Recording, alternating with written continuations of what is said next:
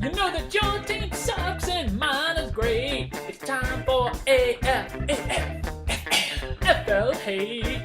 Gonna make them pissed, gonna make them mad. I'm gonna do them dirty.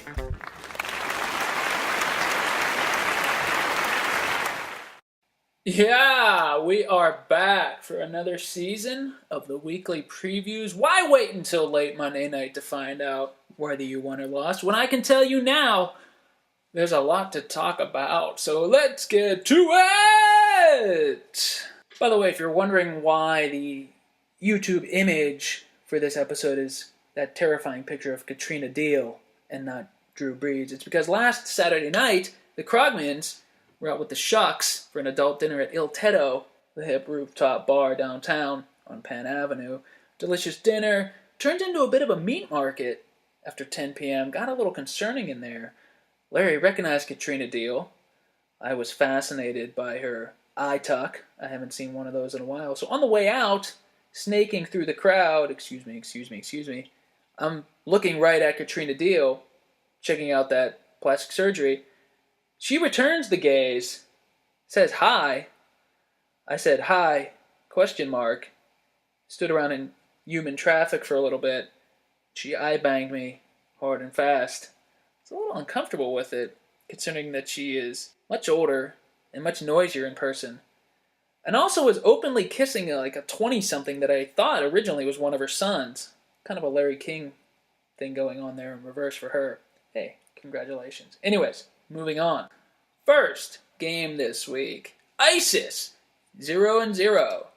Versus Sigmund and the Sea Monsters, 0-0. Now, before we get started, let's talk about this name, quote, controversy, close quote, for just a little bit.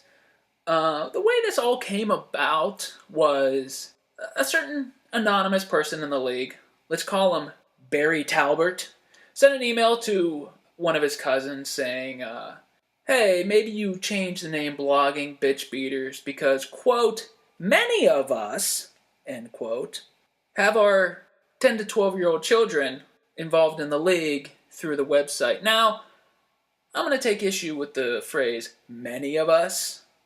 I feel like it might be one of us that are doing that. And by the way, this is a league for 40-year-old men, not children, so I feel like we have our constitutional rights to ridiculous team names.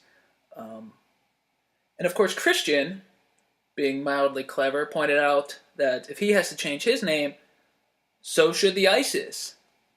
Because they're, quote, cutting off baby heads right now, close quote. Couple of issues here. Number one, I don't support terrorism.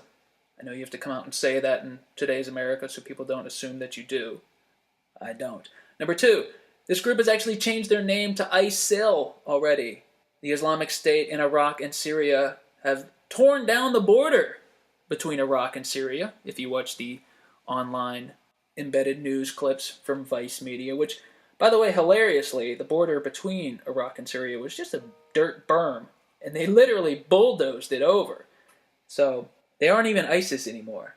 And besides, as I mentioned before, I had the name first, the show Archer had the name first, the Egyptian high priests and priestesses had the name way first. So, I won't be changing the name. You could take 1,000 straight unanimous votes, and I won't change the name, because I'm a damn man who's almost 40 years old, and I'm going to do what I want. That said, I appreciate the effort to stir the pot here. As a veteran pot stirrer myself, I respect the game. However, let it be noted that when you guys say things, I think about it for approximately 4 microseconds and move on with my life, never considering it again.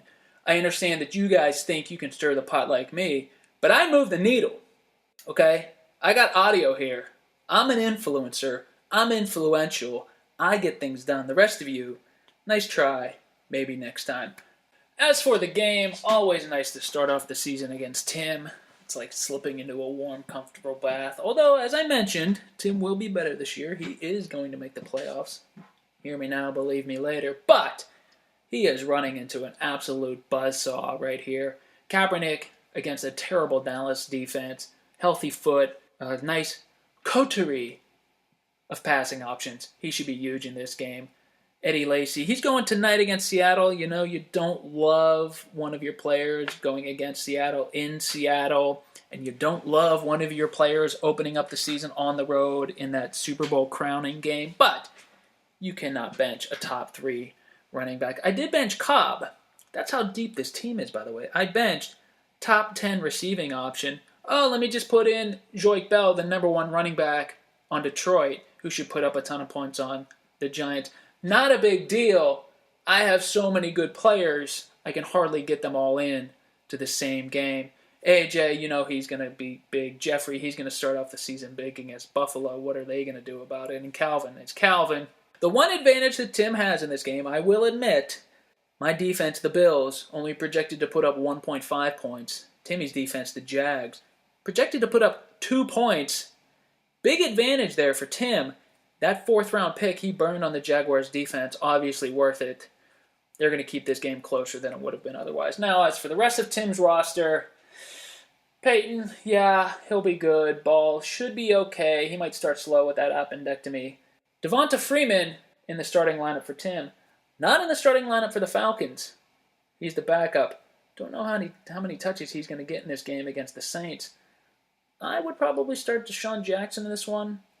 I'm sure that Tim probably intends to, but, you know, Tim's best intentions off go awry. Michael Floyd, he could be okay against San Diego, but we got to see it out of him first. Kelvin Benjamin, got to see it out of him first. Jordan Cameron, Browns tight end, trying to catch passes from Brian Hoyer. Now, Cameron did have his good games last year when Josh Gordon was out. However, now that the book is out on him, I assume that the Steelers will be triple covering him, and Shazier should be able to keep up with him, right? I mean, that's what one would think. Anyways, not much of a contest here. I don't know what else to say about it. I don't want to start off the season trampling on Tim too much, puffing up my team too much. I'd like to have a bit of a slow build, but this one's going to be a walk for the ISIS. I'm saying the ISIS comes out flying, sticks their flag into the ground of this league and says, hey, we're the team to beat this year. ISIS, 109. Sigmund and the Sea Monsters, 76. Okay, next up, Luthbrock versus Riggins Riggs. Both of these teams also 0-0.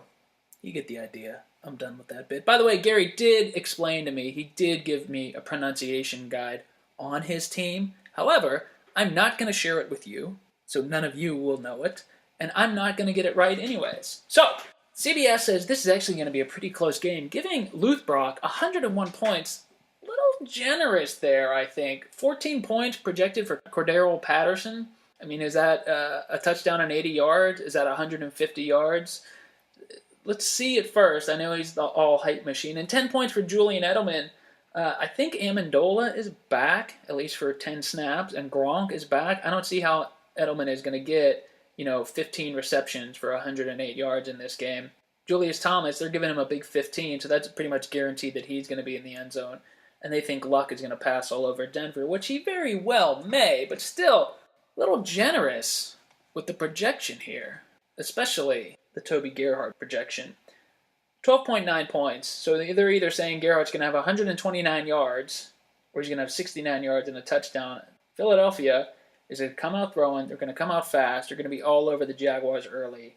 I don't think the Jags will be running the ball much in the second half. And this is the problem with Gerhardt, although every fantasy expert said, he's getting the opportunities. He's not great, but he's getting the opportunities. The Jaguars are going to be out of these games. He's not going to get the opportunities. By the way, he's just going to run it into the line for 3 yards a pop. So unless he somehow gets 45 carries in this game, I don't see it. And by the way, just like to point out, number 6 overall pick this year, Bishop Sankey, not in the starting lineup this week. Could not crack the roster. Moving on to Riggins Riggs. I'll talk about this more in detail when I get to Scott's part, because I have at least 10 minutes on how bad of an owner Scott is. But I was a little surprised that Barker traded away Breeze. I understand. I don't know how you turn down an entire 2015 draft. 1, just for the comedy's sake, but 2, for where it puts you next year. Dalton is a step down from Breeze. I thought this was a title team. with Breeze at the helm. Breeze is going to put up those 30-point games, pretty frequently. Dalton, bit of a step down, had a really good year last year, but let's see if he follows it up and he throws a lot of picks. Remains to be seen. But Forte in the lineup, Jordy in the lineup. A little concerned about Jordy in Seattle going up against Sherman, but, Dez and Jimmy should more than make up for it. I don't think Riggs are going to have any problem in this one. I say RR 97, Luthbrock 81. Next up, Little Baby Jesus versus the Whitechapel Rippers. By the way, as an atheist who celebrates the pagan winter solstice festival, Little Baby Jesus' name is a bit offensive to me. Tired of having it rubbed in my face, but you know what? To each his own. Picked Little Baby Jesus to win the division. I'm not picking them to win this week, and I'm already a little concerned about that pick because they are good up front, but like a Hollywood set, there's an empty shell in the back. This bench is bad. Trent Richardson, awful. Jared Boykin, fourth option in Green Bay. James Jones, Oakland is saying they don't think he's a good receiver. Sammy Watkins looks like he's going to be hurt all year. He's also playing in Buffalo. Kenbrell Tompkins, all-hype machine last year.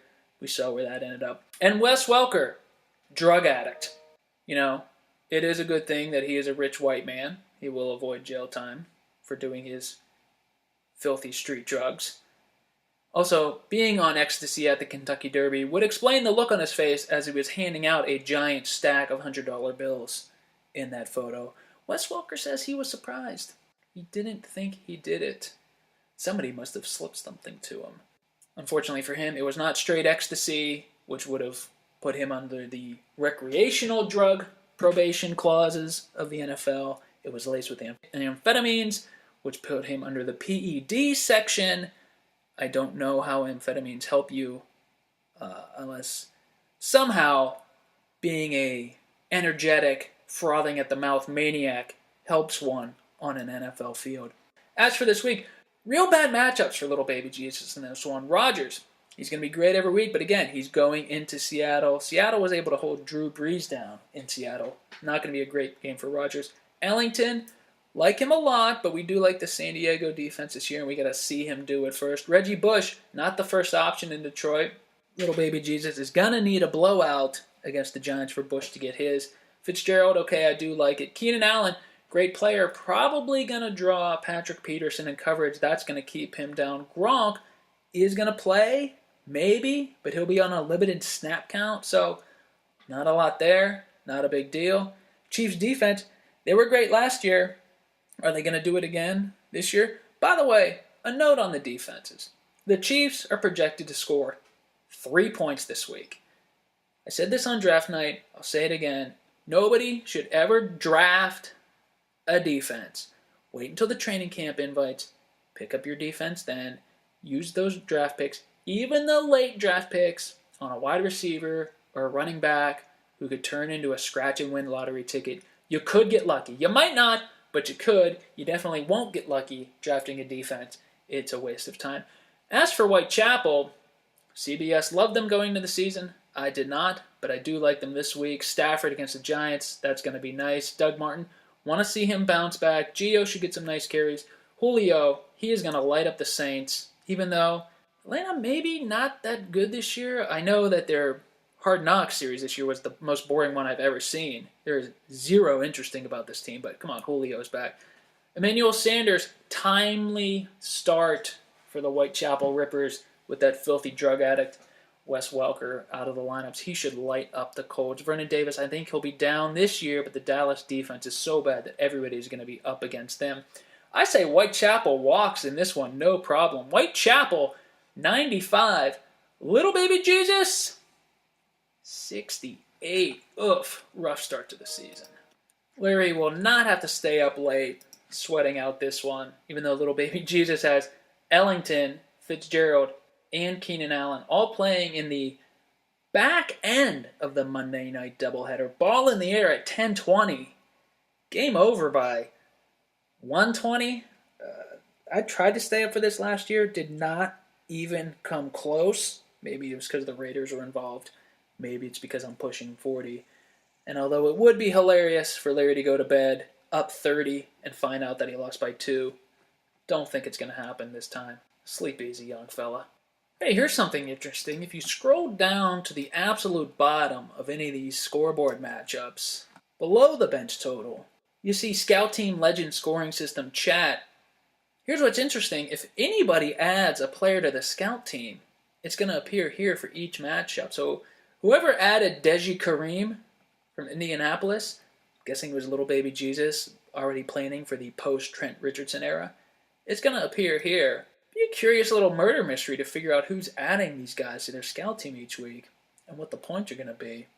Just something to keep an eye out for. Next game, it's always runny in Philadelphia against Hagak. Interestingly, the scoreboard abbreviation has Hagak listed as MKS. Mix. I don't know what's going on there.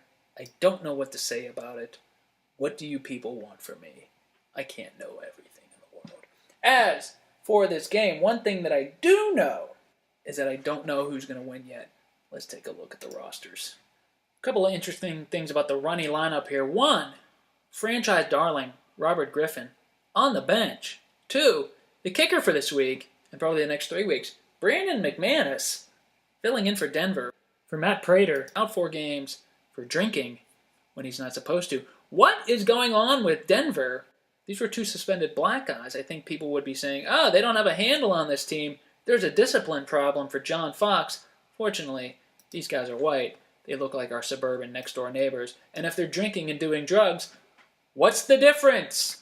Doesn't matter. As for Hagak, Foster and Murray both starting this week. Enjoy it. Could be the only week this season that actually happens. Jay Cutler going to come out firing against Buffalo.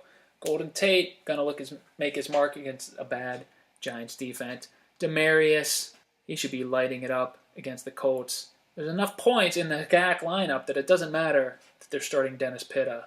You don't even have to think about Dennis Pitta and why he would possibly be in this lineup. He can't be that good in his first game back from a broken whatever it was that was broken. But Always Runny has the plus matchups for all their guy. Matt Ryan going up against the Saints should be a ton of points in the dome there. By the way, one thing from watching Hard Knocks, Matt Ryan throws the ball so damn hard. All these guys, they're super fast. They throw the ball hard. When you see it down at the field level, it's really amazing. Even a guy that you don't think of as having a cannon arm, Matt Ryan really rips it in there. Shady, he's going to come out firing against Jacksonville. He's not hurt yet. Frank Gore, man, is he old, but he is playing a terrible Dallas defense, and we'll be sure to rip off a couple of nice ones. Jackson and Decker, I like them. Reggie Wayne, got to see him come back from that injury, actually in a real game and actually do some stuff. But Decker might have a nice introduction to the Jets playing the Raiders. I mean, why not? So what do we have here? What's going to happen? This is our toughest pick yet. I got to go with It's Always Runny in Philadelphia with the slightest edge, the tiniest edge, the smallest edge. I think Golden Tate playing Monday night, last player going in this matchup, will make it close. Hagak will be watching him very closely in the second half, saying, please don't to Golden Tate, please. But I don't think it's going to be enough in the end. I say It's Always Runny in Philadelphia, 99, Hagak, 96. Let's jump out of order for a second. Let's save the worst for last. Let's go to another game. That Kangaroo Stole My Ball versus Ass Tanner. By the way, Christian, he'll be at the Bronze Hood tonight to watch the Packers-Seahawks game. Bronze Hood, to me, it sounds more like a weird piercing than a bar. But it's on Route 60. Just walk right in and say, hey, I'm looking for the Ass Tanner. Very interesting thing in this matchup for Kangaroo. Nick Foles draws the start over Cam Newton. Now, I know Bry's going to say, well, he's going to start against Jacksonville. This is going to be a spot start. I'm not concerned that Cam skipped practice yesterday. I'm not concerned that Cam has a broken rib and doesn't slide ever. I'm not concerned that the coaches have said we need to limit his running this year because of the rib, because it needs time to heal, and that it will probably affect his throwing as well. I'm not concerned that they're holding Cam out of practice. You know what doesn't help a rib heal? 16 straight NFL games. Franchise darling, Cam Newton, who has taken Bry so far, not to the title, but really far down the line towards the title. Benched this week. Something to keep an eye on.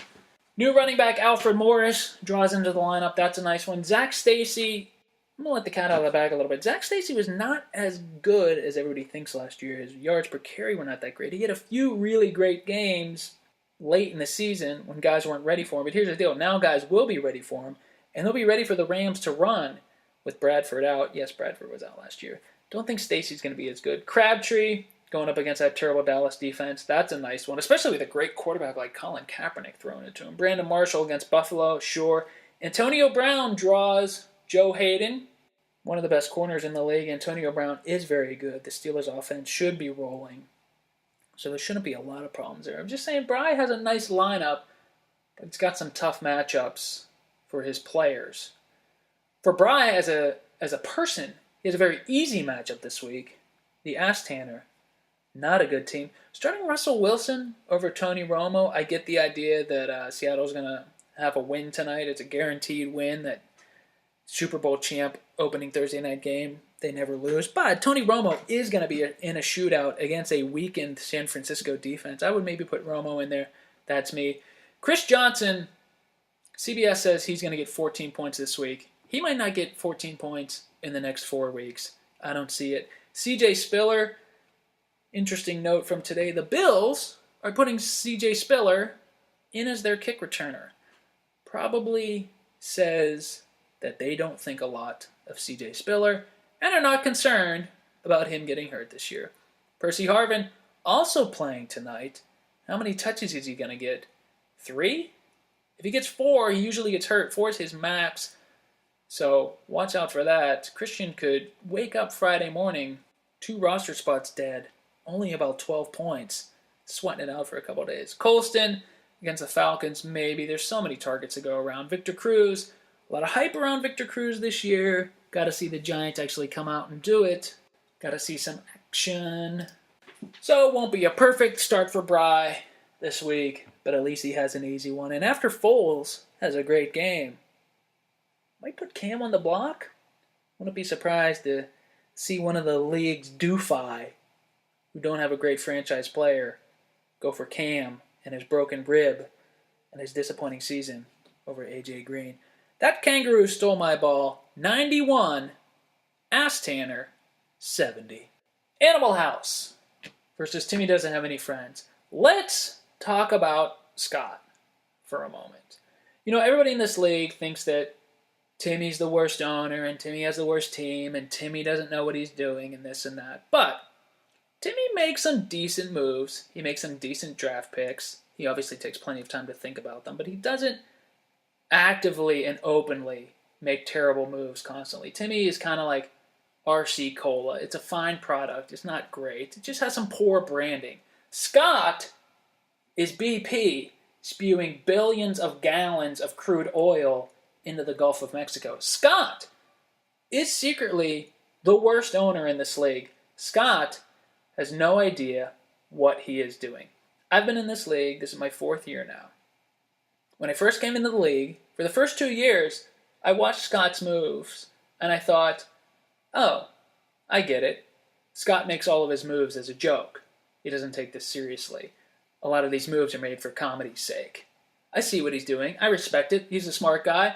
I'm having a chuckle. Moving into year 3, I started to see some things that were a little concerning. Picking up Kadeem Carey, who almost wasn't drafted. Giving a contract to Geno Smith, who was extremely bad last year. Giving a contract to a defense, a 3-year contract, to a bad defense. The defense still has a contract. Couldn't explain why. I mean, maybe it's because Scott traded away Alfred Morris and freed up a 3-year spot and doesn't need to cut the Steelers' defense. By the way, the Lynch for Morris trade, let's break it out like this. Yeah, both Bry and Scott are now getting a 1X player and they free up a contract spot. Scott got the older back, the one who's more likely to break down, the one who has 2 talented young running backs breathing down his neck, and the one who's more expensive. in exchange for nothing extra. Scott basically freed up a contract spot, took a worse player, a more expensive player, and by the way, he has nobody on his bench worthy of a 3-year contract. He's not going to extend Kadeem Carey. He just cut him. Picking up Kadeem Carey last year, it's a running back. The entire NFL has figured out that running backs are basically interchangeable. If you love Kadeem Carey, cool, great. Congratulations for watching late-night Pac-12 football games. Wait to see if he's drafted and where he's drafted, and then maybe pick him. You could have drafted Kadeem Carey not at all this year. You could have made him one of your training camp invites. It's ridiculous. No reason to give Geno Smith a 2-year contract. Scott had Tebow on his team at one point. And yes, I know by now you're all saying, hey, didn't Scott win the title last year? Well, look, Gary won the title the year before that. Okay? Todd Hamilton won the British Open. Sean McKeel won the PGA Championship. Gary went from first to worst last year. Scott is well on his way from going first to worst this year. I got to see more than one title before I'm impressed by a team. I got to see even consistent winning, consistently being there. Winning a title and ends up getting lucky at some point. And let's not forget, Scott barely won that title. Last season, he did beat me in the doubleheader week, and he got the bye. That's cool. There's no problem there. But let's just say, let's play what if, like Dave Damashek. What if Scott didn't get that bye? Well, number one, he would have lost in the first round of the playoffs because he did not have enough points that week to beat the team that he would have been playing. Number two, in the title game, he put up 85 points.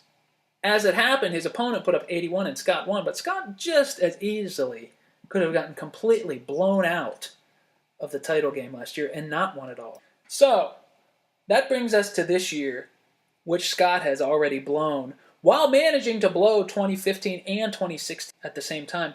Where did the problem start? Well, for starters, he traded away his first and second round picks last year and the year before.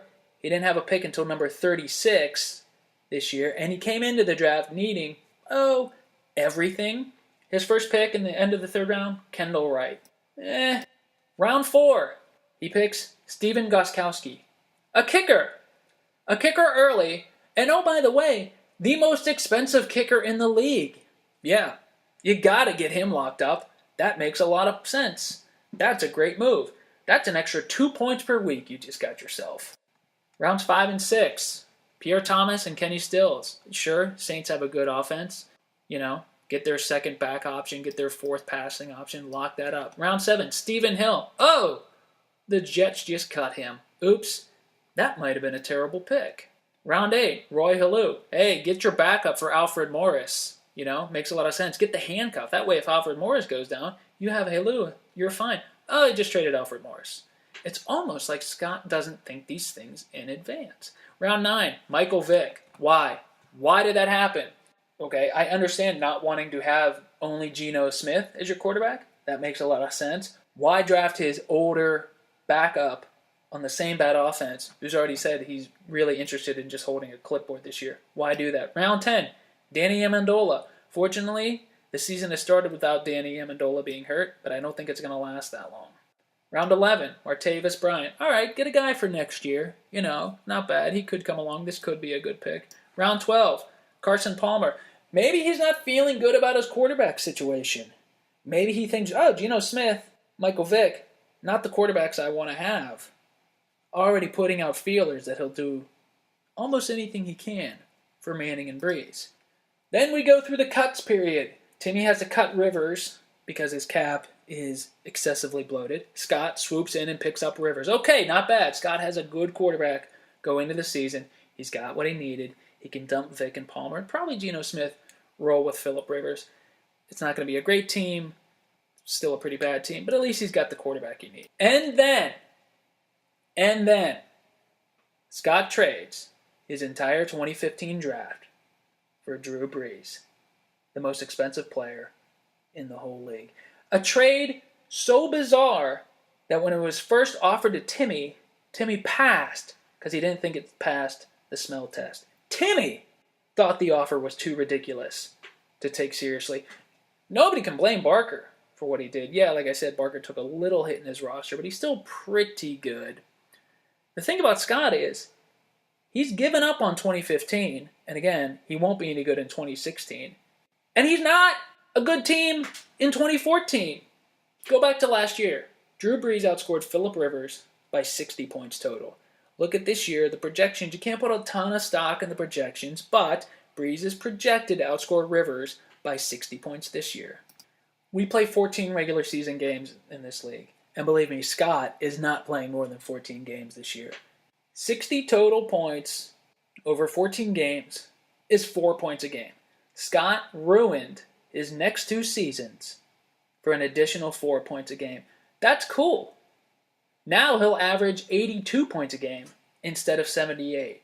And if you think I'm being a little hard on Scott for one extremely terrible decision, which I hope will stand as the worst trade I ever see in this league, because I can't imagine how anybody would do worse than this in the future, and if it did happen, I would be actually terrified. Let me point this out. Under league, go to history, and under records, go to verse opponent, and you'll see the all-time records for this league. The best team all-time by opponent, no surprise, Brian Williams. That kangaroo stole my ball, 220 and 156 for a 58.5 winning percentage. Right in the middle, Sigmund and the Sea Monsters, Timmy, 193 and 185. He's 51.1% winning percentage. That's not terrible. That's fine. That's respectable. The worst team in the history of this league, by record, Timmy doesn't have any friends. 163 and 215 for a 43 winning percentage. And let me tell you, that number is going down over the next 3 seasons. This season, Scott has Brees, and oh, by the way, still has Phillip Rivers. He has Lynch, who he said is going to be down. And he has nobody else who is good. Now next year, when he loses Brees, because Brees was on a contract and Scott took him as a 1X, he's going to go into 2015 with Adrian Peterson and the Steelers defense. And that's it. That's his team next year. And oh, by the way, his first draft pick next year is the year after. So whatever Scott can do this year to contract guys out and pad out his roster for 2015 would be helpful. But oh, here's the problem. He has nobody good to trade now unless he trades Drew Brees, which would be fucking amazing. And he has no picks in 2015 in order to get players from other teams. He can't get a Brandon Marshall from Bry. And Marshall would be on an expiring contract anyways. He can't get Randall Cobb from me. He can't get Le'Veon Bell. He can't get anybody. He has nobody next year and no picks. He needs to wait for the draft to end and pick up 12 guys. He has to pick up the bottom of the barrel. The guys who are ranked between 130 and 140 going into next season, those are Scott's guys. And oh, by the way, Scott is going to be so desperate to be relevant in 2015, tired of being blown out this season and starting into 2015. Believe me, he will very quickly start blowing his 2016 picks in exchange for players. So, the point of this whole thing is, lay off of Timmy. Go easy on Timmy. He's got his foibles. The excessively long draft picks have to be addressed. The typos in the emails are a lot of fun, ultimately harmless. His team is fine. Scott is the Al Davis of this league. And I'm referring to the current dead Al Davis. Scott, by far, the worst owner in this league, with the worst moves, and the least idea of what he's doing. Nice guy, though. As for this game, he loses. Of course he loses. That's all he's going to be doing this year is losing. Animal House, 93. Timmy doesn't have any friends. Lynch, Peterson, Thomas, Kendall Wright, Amendola, and Breeze. Let's call it 81. So there you have it. There are your Week 1 picks. That's what's going to happen. I'll see some of you in the winner's circle Tuesday morning.